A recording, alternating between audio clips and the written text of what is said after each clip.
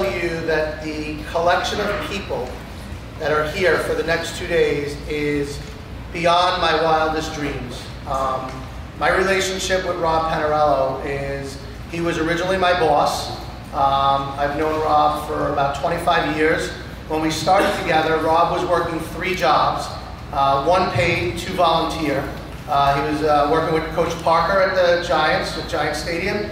He was the head strength coach at St. John's, and then he was the area manager for the physical therapy company that we both worked for. In 1999, we decided to open up Professional, and this facility and this conference is something that we've dreamed about, or dreamt about, for over 20 years. To have the collection of speakers that we have here today, quite honestly, there's not another person in the country, maybe in the world, that could have pulled together this collection of individuals other than Rob. So I couldn't be prouder to be putting on this conference. At Professional Seminars, we do conferences all year long. We do 1 big conference like this a year, and this is the greatest collection of knowledge in the field of strength and conditioning, speed development, plyometrics, that maybe has ever been put together. And that's truly a credit to the relationship that Rob has with our panel of speakers. You know me worth anything except wearing out the telephone line a little bit. Through Al and Don Chu, I spoke to Al Vermeil on the phone for about 7 years before I finally met him at a conference. And he's been nothing but a wealth of knowledge and so many other things that he's helped. Al arranged for myself and Charlie Francis to work with him to consult with the Rams one off season. That's my biggest regret as a strength and conditioning coach, is not spending more time with Charlie Francis. But through Charlie, I met a guy named Derek Hansen, and we've been close for the last 15 years. And so my point to you is this, is that you have the opportunity today to meet these gentlemen who will welcome you. And they truly are legends. And I can promise you, I wouldn't be the physical therapist or the strength coach that I am, whether I'm good or I'm bad, without their influence. And it's not about the X's and O's. They teach you how to work with people, with their people, and they are truly legends. And so I just want to kick this off by saying I thank every one of you, most importantly for being my friend. And I don't think you can say anything better than that. You all truly are great men. You've taught me humility, you've taught me how to be a good coach, and you gave me knowledge and done things for me that you didn't have to, and I'm appreciative of that. So what I want to do now is just introduce Coach Vermeil, who, in my opinion, and no offense to anybody in the audience, including my good friends, is the best strength and conditioning coach, the most knowledgeable guy in the country, and I don't think anybody would argue with that. All right, so Al Vermeil.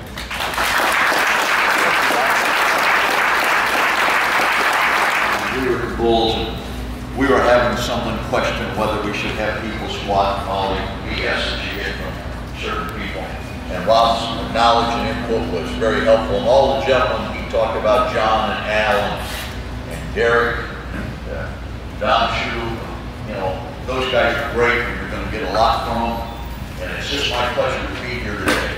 And those gentlemen taught me a lot, including that man right there, Rob. All of us are a reflection of the people we got to be around. We talked about Charlie Francis, and I tell people, if you want to learn to understand training, get his stuff. He doesn't come out and tell you how to do it.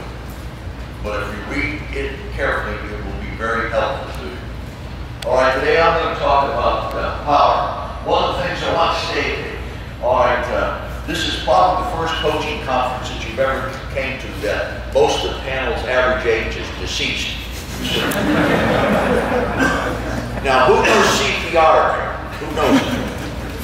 All right, you're in charge of that. Let's go again. You got a cell phone? Yes, sir. You get 911 on speed dial. Yes, I just want to make sure we're covered. Yeah, that's my good friend Mike Patone, great coach. That's my son. There. I'm trying to create an impulse.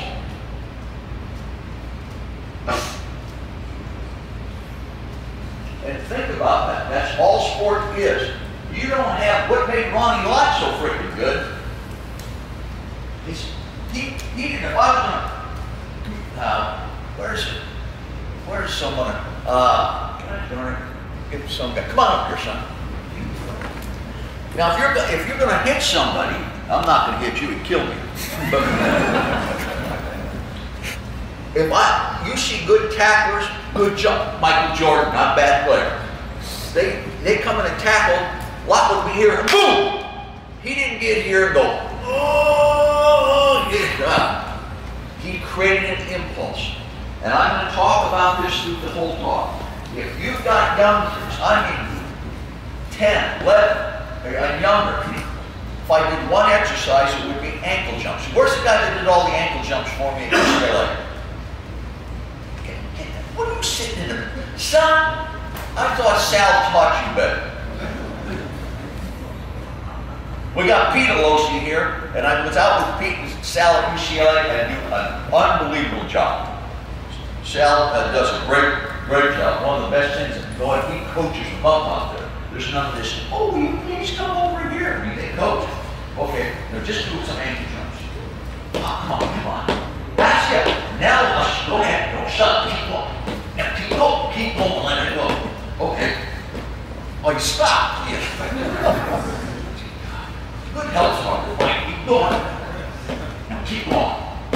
When you do that and let go, they'll jump higher. I wouldn't start kids there. Why is that what I would get done? That's an impulse. Once they can create that, everything you do above the knee is going to add to it. If they can play and they can run fast, can they jump high? Yes. If they can run fast, can they jump high quickly? Yes. So, can they play? Can they run fast? Yes. If that's all you did, you can start training. Now you don't start, you start like in the work capacity. Now we did other tests, but can they play and they run fast? Well, all right. Compare back squat to Olympic lifting. Guy can squat a house and he can't clean 50% of what he squats. You think you got bad technique or you're not explosive. Why keep squatting? Huh? Well, that's what we read in the book. Or I read this guy and he said you need to squat 4 times your... I see some people make some statements that are just asinine. They obviously have no experience in sport, but they're good at BS. Next up, good friend, Hall of Famer legend, and that's why he's here. That's all I'm going to say. Al Miller.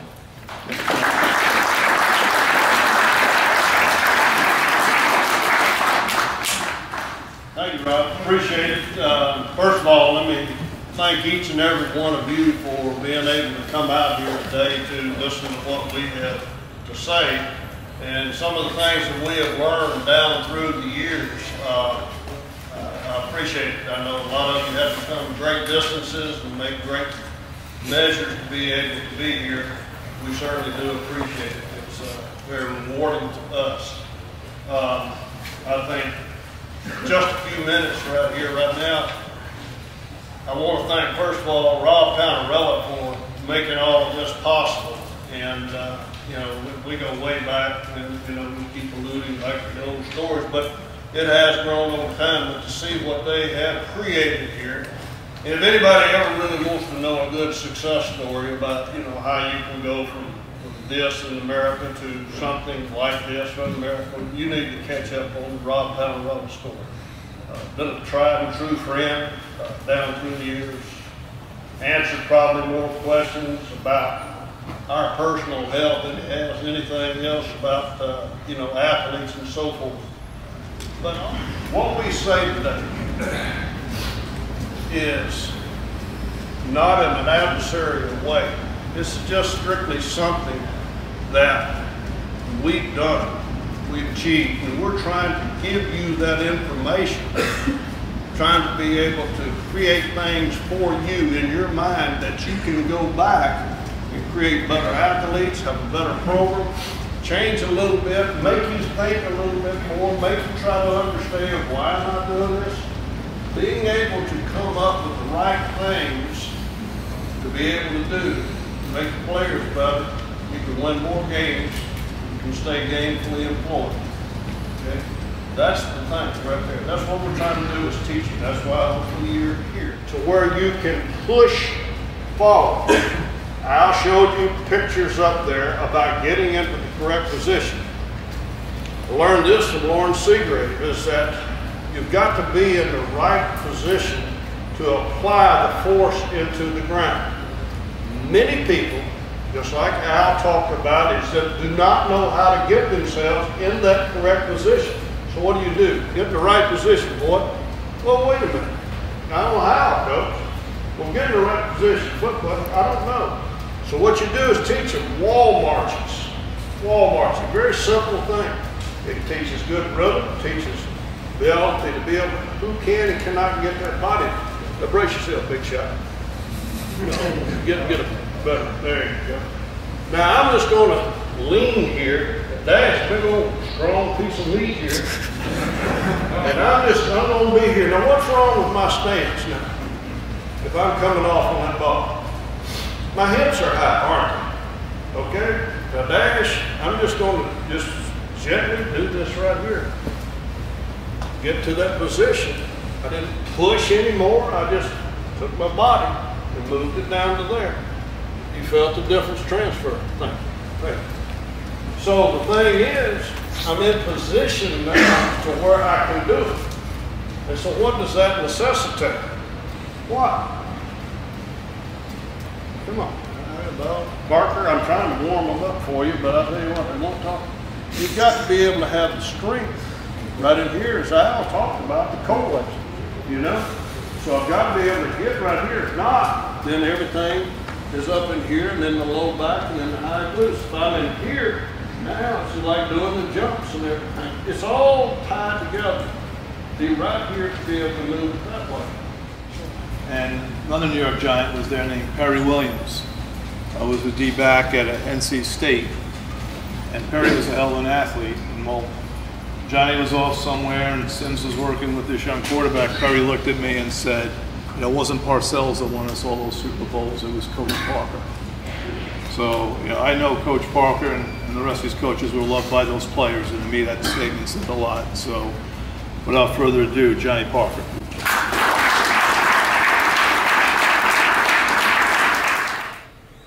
Here's what I want to talk about today, is that in 1987 or 1988, Rob and I were trying to figure this out. We can't remember for sure.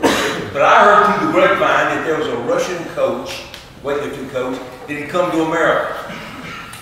And I kept calling people that I knew, asking if they knew anything about who this was, where he was. And finally, after several months, I found out he was on my doorstep. He was over in Staten Island, and I was over there in East Rutherford. So I was able to then further track him down. His name was Gregory Goldstein.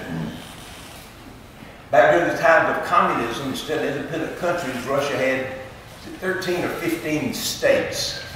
He was the coach for the Republic of what is now Belarus. And as Mr. Goldstein said, because he was Jewish, he could never become the national coach of the Soviet team.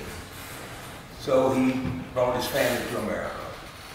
Well, when I first met Mr. Goldstein, it didn't take but a couple of minutes for me to realize, man, we'd struck gold. This guy was like nobody else I'd ever met. And at the time, my two best friends in the profession were Rob and I. Now they're just best friends, period. But I immediately told them, boy, how lucky you got here's a resource like none you ever had. So Rob and I would meet wherever Mr. Goldstein was, either at his home in Staten Island or at the Jewish Community House in Brooklyn, Bensonhurst, Brooklyn. Then we started having weekend seminars at Giant Stadium. And Al flew out from Denver, I don't know, 3 or 4 times for these weekend seminars. And we all agreed that what we learned from Mr. Goldstein was the best thing we'd ever learned. And that it gave us a competitive advantage. And that we didn't want to share it. Unless it was somebody we really had an obligation to. Well, now that Rob, he's still a teenager. And Al was probably in the 3rd quarter of his life, and I'm in overtime in mine. I would say sudden death overtime, but I don't like the way that sounds. we don't want this knowledge to die with us. Now, Mr. Goldstein told us a lot of things, but the most valuable thing was the plan, the systematic variation of the volume. You train. Now, I want to ask you a question. You don't have to answer it. Do you do what you say you do? Here's what I mean by that. Mr. Goldstein had us each bring a program in for him to analyze. And when we got them back, I'll tell you, it looked like they were bled or something. There was so much red ink all the way. No good, no good, too much, too little, not good exercise, just all kind of things. Well, also, this is what really got me, is that I have, for my whole career, preached the values of free weights, and particularly squats and cleans. So, doesn't it stand to reason, if you personally think that the exercises that are the most valuable, shouldn't your training reflect that? Shouldn't you be doing more of those exercises than any other? I think so. I think so. There's just as much as more injuries with bench pressing as there is overhead pressing. What else happens when you're excessively fatigued? Well, your scapula turns inward. It doesn't tilt backward as much, so it's more anterior tilted. And what you're doing is, and you're rotating. And so you're closing down the space, the subacromial space, because your acromion is attached to your scapula. So your acromion is lowered, your head of your humerus rises, and so the chances of something happening are pretty significant. But it's based on, unless there's a pathology that you're aware of, it's all based on excessive volume, which produces excessive fatigue. It is not the exercise. Same way when you're so fatigued and you start to flex when you're in the hole of a squat, all right? Bad squatting. I used to have a partner who's a powerlifter and an Olympic lifter later on. Just decided it's time to move on. And he went to a gym, put 405 on the bar because he wanted to keep his bench press while he was Olympic lifting. Did 3 sets of 5 at 405, was fine. Some guy was spotting him and said, "Oh, that was great. You have one more set left in you." So he said, all right. He was done, but he got talked into doing that 4th set. Did rep 16, 17, and tore his pec on rep 18. So was it the intensity? No, because he just did 405 17 times. It was too much volume. It was the 18th rep, and he tore his pec. Volume is the bigger culprit than intensity. If you think about it, when your players go to set a PR, how many of them blow out their knee? How many blow out their back? How many of them blow out their shoulder? They generally make the lift, or they miss the lift. You're 6 weeks, 8 weeks into your program. My back hurts, my shoulder hurts, my knee hurts. Because they weren't prepared, or either they weren't prepared for the volume to prescribe, or the volume prescribed was just too excessive for them. And that's generally what you get. People don't usually blow something out trying to PR. He is the only person in the country that is in the Collegiate Strength and Conditioning and the National Strength and Conditioning, National Athletic Trainers Association Hall of Famers. Who's in a Hall of Fame as a guy in rehab, who's a Hall of Fame as a strength coach. That's pretty, to me, that's pretty impressive. I told you before, there's a point in time he coached more 7-foot high jumpers than anybody in the country with recruits that were not at that potential. So, again, just another legend. The reason why we named the course this, Mr. Don Chu.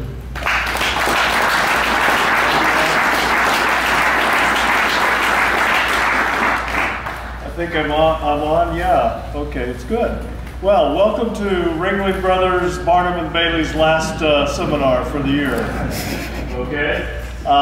We had all the Lions and Tigers on before me, and Al Vermeil and Al Miller are two of the finest, to say the least. And so I'm just kind of here to mop up the ends, and then we've left the youngest guy for the last. You know, those rookies, they get kind of kicked down the ladder.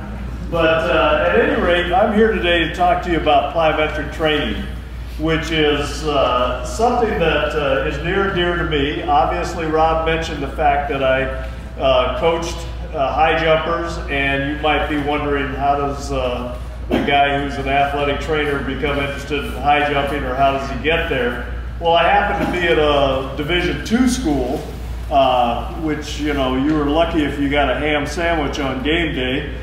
And the idea was that my roommate at the time was a guy named Jim Santos, and he was coaching at the college. He was the head track and field coach, and I was his office mate, and he invited me to a seminar. And he said, I got Bernie Wagner from Oregon State coming down to do a talk, and Bernie's going to talk about this new Fosbury flop technique that is sweeping the country in track and field. So I said, okay, I'll go up and listen to him. And Bernie gets up and he says, I don't know how the guy does it. He says, I absolutely have no idea how he does it. In fact, we were at a meet at Fresno State, and I told him if he didn't win the goddamn high jump, he was going to have to go back and be a Western roller.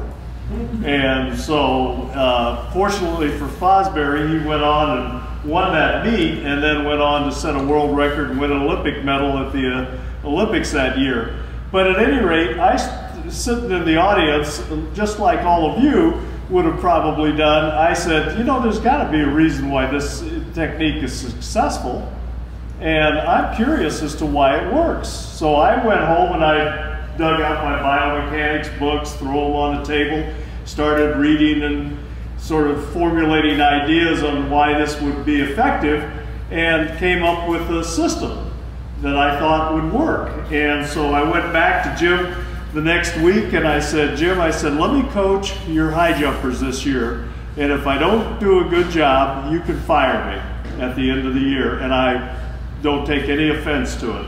And he said, okay, go ahead. So I took and I recruited a high jumper from one of the local high schools who actually turned out to be very good. He became my first 7-footer, and he almost made the junior national team and did really well. And the next year he was killed in an auto accident. So we went to the conference meet, and we lost that conference meet by ½ a point. And what was really disheartening about that meet was I had taken a basketball player and I had coached this kid up in the high jump and the long jump so that I thought he could get us at least a point. And he could have, but he didn't show up. So I hated that son of a bitch from day one, and I still hate him. And you know what? Years later, I got my revenge because I was in my office, somewhat like this setting, and he came in to fix my phones. And I said, no, get your ass out. You are not fixing my phones. Tell them to send another service repairman out here. I hate that son of a bitch. He cost us a championship. And so at any rate, that's kind of how it started. And then after that, after the loss of the conference meet, I said, this will never happen again. And I went out and I recruited 4 kids in the high jump, 4 kids in the long jump, 4 kids in the triple jump. Some of those were the same kid. But at any rate, it went on, and 47 All-Americans in 3 events later on, and 17 national champions, and we had quite a reputation for the jumps. And people said, well, how do you do it? Because, you know, if you want somebody to listen to you in this country, you simply have to win. If you win, everybody wants to know how you did it, because it's a copycat situation. So what happened is I started lecturing on high jump technique. And everybody's like, whoa, this is really interesting. So all that work I'd done in all that plyometric research or biomechanical research and stuff started to pay off. And then I started looking at training techniques. And this was back in 1968 when all this started. And in 1968, you might recall it was the Mexico Olympics, and the Russians were just kicking the crap out of everybody in the world, and particularly the United States. And the United States had a training system in those days that consisted mainly of the Universal Gym. Remember the Universal Gym? Some of you old farts probably do. The Universal Gym was a multi-station machine that we all exercised at, and that was the in vogue way for training athletes at that time. So at any rate, I went down to the Mexico Olympics, and I said, you know, if the Russians are kicking our pants off, they got to be doing something, and I want to know what it is. So I didn't know anything about, you know what, in those days. So I went out and I watched them, and they were doing all these gymnastic type exercises. They're jumping and bounding and leaping all over each other and carrying each other around on their shoulders and everything. And I'm thinking, whoa, that's interesting. So I asked them what they call that. And the coaches said, that's jump training. Makes sense to me. And so I came back to the United States, and track coaches here were starting to talk about this. And I started reading YISIS, the Soviet Sports Review, which is an interpreted version of the Russian publications. And I started to put together a little thing, and then a guy back in Iowa, a distance coach of all people, said, let's call that stuff plyometrics. I said, what the hell, what's plyometrics? Well, if you go back to the Greek, only a distance coach would think of this. If you go back to the Greek, it means measurable increases. So you're doing these exercises to reach measurable increases. And, well, that's great. That's fine. We'll call it plyometrics. A lot of people send me the GPS data and try to make sense of it. Everybody's looks pretty much the same. Most of the work when you practice or play, so this is games, most of the work is going to be low velocity. And there's reasons for that. There's people in the way, I can't run that far, there's lots of plays or lots of continuous work going on, so I just can't get to high velocity. So in this example, 91 to 100% of max velocity is 1% or less of all work. And this isn't a game. And you say, well, it looks pretty fast out there. But relatively speaking, it's not. Most of the work is in the low intensity zone, which includes the walking and standing around. I wasn't sure if it was the guys from Vermeil, but somebody said their highest velocities were from subbing people in. It wasn't actually from the game, which was interesting. Right. And the same practices ended up being the same because everybody wants to be specific. So we're going to run the practice like we run the game. And unfortunately, we get the same result. And my takeaway from this was we cannot rely on practice or the games to address the signal qualities or the velocity qualities that I'm talking about. So, and I don't know if anybody tests, I doubt it if anybody tests, coach, does anybody test athletes in the NFL on speed characteristics throughout the season? Does anybody run 40s or test anybody? No, absolutely not. And there's obvious reasons for that. One is, you could hurt somebody and you lose your job, so we don't want that to happen. The other part of it is, I think if you did it, you find that people are getting slower throughout the season, and it's the team that slows the least, or they have other abilities beyond speed to compensate for that. That's active, so let's learn a skill. Or you see something happen in a training session where they're running, something falls, their hip falls, or their arm's in the wrong position. Let's use a drill to fix that and then reinsert them into the run. The most important thing is you want them to run properly. You can't just do the drills in isolation. I like working back and forth, and that's what he's doing in a reactive situation. So like I said, you want to strengthen athletes in a function that will be of use to them. So again, this was Carly's consideration. And what this told me was that you have to work to what their abilities are.